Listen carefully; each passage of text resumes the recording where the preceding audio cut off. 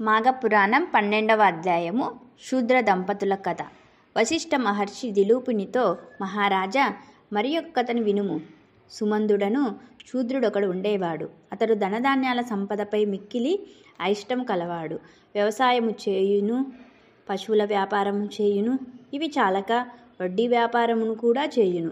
ఎంత సంపాదించుచున్నను ఇంకనూ సంపాదించలేకపోచున్నానని విచారించును. వాని భార్య పేరు కుముద. ఆమె దయావంతురాలు. ఒకనాటి రాత్రి శుచివ్రతుడను బ్రాహ్మణుడు వాని ఇంటికి వచ్చెను. అమ్మా, నేను బాటసారిని, అలసిన వాడను. చలి చీకటి మిక్కుటములుగా నున్నవి. ఈ రాత్రికి నీ ఇంట పండుకొని అవకాశం ఇవ్వు. ఉదయమునే వెళ్ళిపోదునని ఇంటనున్న కుముదను అడిగెను. ఆమెయు వాని స్థితికి జాలిపడి అంగీకరించెను. ఆమె అదృష్టమో, ఆ బ్రాహ్మణుని అదృష్టమో, యజమానియగు సుమదుడు వడ్డీని తీసుకొనుటకై గ్రామాంతరము పోయి ఉండెను. కుముద ఆ బ్రాహ్మణుకు గొడ్ల సావిడిలో ఒక చోట బాగుచేసి కంబలి మున్నగు వాణి ఇచ్చి పాలను కూడా కాచి ఇచ్చెను. ఆ బ్రాహ్మణు దయముననే లేచి ఉదయాన్నే లేచి హరినామస్మరణ చేయుచు శ్రీహరి కీర్తనలను పాడుచుండెను. కుముద, ఓయి, నీవెచుట నుండి వచ్చి ఉన్నావు, ఎచుటికి పోవచున్నారని అడిగెను. అప్పుడు ఇప్పుడు తుంగభద్ర తీరం నుండి శ్రీరంగ క్షేత్రమునకు పోవుచున్నాను. మాఘమాసమున నది స్నానము చేసిన పుణ్యము కలుగును, అందులకై ఇట్లు వచ్చి తినని సమాధానం ఇచ్చెను. ఆమె అడుగగా మాఘమాస స్నాన మహిమను చెప్పెను. కుముదయు మాఘస్నానము చేయుటకైన నదికి పోవలని అని అనుకొనెను. తానును వానితో నదికి పోయి స్నానము చేసి రావాలని అనుకొనెను. తన అభిప్రాయమును చెప్పగా బ్రాహ్మణుడు సంతోషంతో అంగీకరించెను. సుముద ఇంటికి వచ్చెను. కుముద నదీ స్నానముకు పోవుచుంటునని భర్తకు చెప్పెను. సుమందుడును నదీ స్నానము వలదు, అనారోగ్యము కలుగును, పూజకు అనారోగ్యమునకు ధన వ్యయం అగును, వలదు అని అడ్డగించెను. కుముద భర్తకు తెలియకుండా బ్రాహ్మణునితో నదీ స్నానముకు పోయెను. సుమందుడు భార్యను వెంబడించి నదికి పోయెను. నదిలో స్నానము చేయుచున్న ఆమెను కొట్టబోయి నదిలో పడి శరీరము తడుపుకొనెను. ఈ విధంగా ఆ దంపతులు మాఘమాసము నది స్నానమైనది, పుణ్యము కూడా కలిగినది. సుమందుడు భార్యను తిట్టుచు కొట్టుచు ఇంటికి తీసుకుని వచ్చెను. ఆ బ్రాహ్మణుడు స్నానం చేసి దేవతార్చన చేసుకొని తన దారిన పోయెను. కొంతకాలముకు సుమందుడు వాని భార్యయు మరణించిరి. యమభటులు వారిని యమలోకమునకు గొనిపోయిరి. ఈ లోపున విష్ణుదూతలు విమానంపై వచ్చి కుముదను విమానం ఎక్కించుకొని ఆమె భర్తను యమభటులకు విడిచిరి.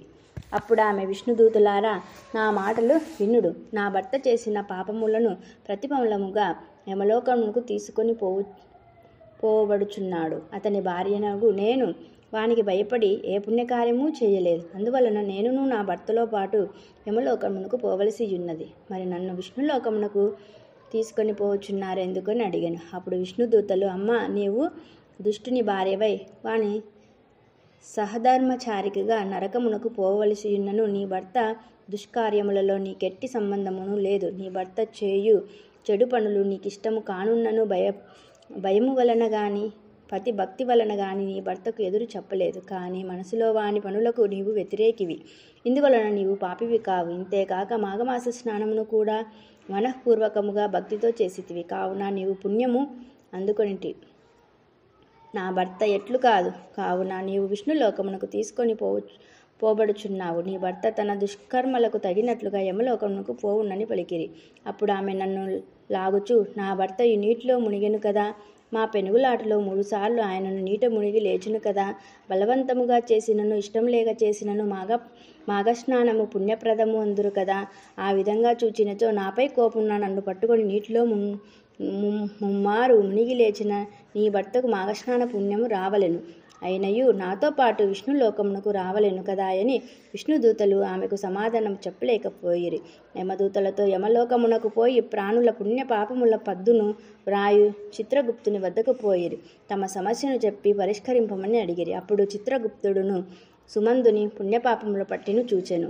సుమందుని పట్టికలు అన్నియును పాపములే. కానీ మాఘమాసమున నదిలో స్నానము చేయుచున్న భార్యను కోపంతో కొట్టబోయిన నదీ జలమున పడుట, నీటిలో మునుగుచున్న ఆమెను పట్టుకొని తీరమునకు తీసుకొని రావాలనను ప్రయత్నమున నీటిలో పలుమార్లు మునిగి తేలుట వలన ఇతడు ఇష్టం లేకున్నను అతర్కితముగా బలవంతముగా మాఘమాసమున నదిలో పలుమార్లు మునుగుటచే వీని పాపాలు పోయి విష్ణులోక ప్రాప్తిని పొందవలసి ఉన్నదని నిర్ణయించెను. విష్ణుదూతలు కుముద తెలివితేటలకు ఆశ్చర్యపడిరి. కుముదను ఆమె భర్తను విష్ణులోకమునకు కొనిపోయిరి. రాజా, అతర్కితముగా బలవంతముగా నొక్కమారు చేసిన మాఘమాస స్నానమునకు ఫలముగా పూర్వం చేసిన పాపాలు పోయి విష్ణులోకమునకు చేరు పుణ్యము వచ్చిన దన్నచో మాఘమాసమునంతయు నదీ స్నానము చేసి ఇష్టదేవతార్చనము చేసి మాఘపురాణము చదువుకొని యథాశక్తి దానములు చేసిన వారికి పుణ్యమెంతయుండునో ఆలోచింపుము. మానవుడు తెలిసి కానీ తెలియక కానీ బలవంతముగా దుష్కార్యములు చేసి పాపము నొందును. అట్లే పై విధముగా చేసిన సత్కార్యమును పుణ్యమునిచ్చును. విచారింపగా కర్మ పరంపరాగతమైన మానవ జన్మ దుఃఖభూయిష్టము పాపబహుళము. ఇట్టి వారికి చెడు కార్యములయందు ఆసక్తి లేదా చెడు పనులు చేయువారితో సాంగత్యం కలుగుట సహజము.